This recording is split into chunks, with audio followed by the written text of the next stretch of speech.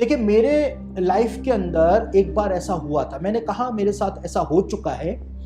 मैं एक जगह के ऊपर काम करता था और उस ऑफिस के बेसमेंट के अंदर बताया जाता था कि वहां पर कोई कुछ चीज है जो लोगों को दिखती है, परेशान करती है। और क्योंकि नए नए विश्वासी होते हैं ना, ज्यादा जोश होता है।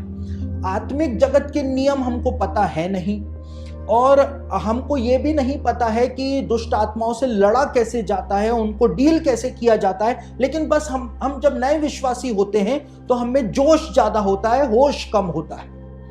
तो एक बार जब हमारे ऑफिस का जो पियोन था, जब वो बेसमेंट में फाइल रखने जा रहा था, तो मैं भी उसके साथ चला, क्योंकि मैं उसको हमेशा कहता था जब भी जाए नीचे तो मेरे को लेकर के चलना, मेरे को लेकर के चलना। और एक दिन जब मैं उसके साथ नीचे गया तो मैंने उससे पूछा कि ऐसा तो यहाँ पर कुछ भी नहीं लग रहा है। तो उसने बताया कि बेसमेंट के उस कमरे के अंदर वहां पर कुछ है। उसने कहा भैया वहां पर मत जाना। लेकिन क्योंकि हम ज्यादा होशियारी करते हैं, नए नए विश्वासी होते हैं, हमको आता जाता कुछ है नहीं, तो मैं ज्यादा होशियारी करके वहां चला गया। मैंने कमरे का दरवाजा खोला और मैं कमरे में जाकर के खड़ा हो गया, और वहां पे मैं हंस रहा था क्योंकि मैंने कहा यहां पर तो कुछ है ही नहीं। लेकिन विद इन सेकेंड्स मेरे कनपट्टियों में इतना भयानक दर्द होना शुरू हुआ, इतना भयानक दर्द होना शुरू हुआ कि मुझको ऐसा लगने लगा कि मेरी कनपट्टियां जो हैं वो फट जाएंगी। और मैं तुरंत वहां से निकला और मैं ऊपर आ गया, और जैसे ही मैं ऊपर ऑफिस में आया मेरी कनपट्टियों का दर्द उसी समय चला गया। और मुझको समझ में नहीं आया कि मेरे साथ वहां पर हुआ क्या था। और उसके बाद कई सालों के बाद जाकर के जब मैंने सामंता हैरिस की वो किताब पढ़ी, जिसका नाम है फाइटिंग मैलोवेलेंट स्पिरिट्स, जो मैंने आपको बीते समय दिखाई थी, उस किताब में सामंता हैरिस ने लिखा है कि उसके साथ क्या हुआ था। वो जब एक ऐसी जगह के ऊपर थी जहां पर डीमन मौजूद था, और सामंता भी उसका मजाक बनाने के लिए गई थी। तो सामंता लिखती है अपनी किताब में कि मेरी कनपट्टियों में इतना दर्द होना शुरू हुआ कि मेरे को ऐसा लग रहा था कि मेरी कनपट्टियां फट जाएंगी, क्योंकि डीमन अपनी प्रेजेंस जो है वो इसी प्रकार से प्रकट करता है। सामंता हैरिस ने अपनी किताब के अंदर लिखा था। और सामंता हैरिस कोई छोटी मोटी हस्ती नहीं है। मिशिगन पैरानॉर्मल जो सोसाइटी है उसके अंदर काम करती हैं। ये पैरानॉर्मल केस वो डील करती हुई आई हैं कई सालों से। तो जब मैंने सामंता की किताब को पढ़ा कई सालों के बाद, तब जाकर के मुझको समझ में आया कि उस जमाने में मेरे साथ क्या हुआ था। इसलिए फादर रिपर्जर कहते हैं कि दुष्ट आत्मा से बिना बात की दुश्मनी मोल ना लो।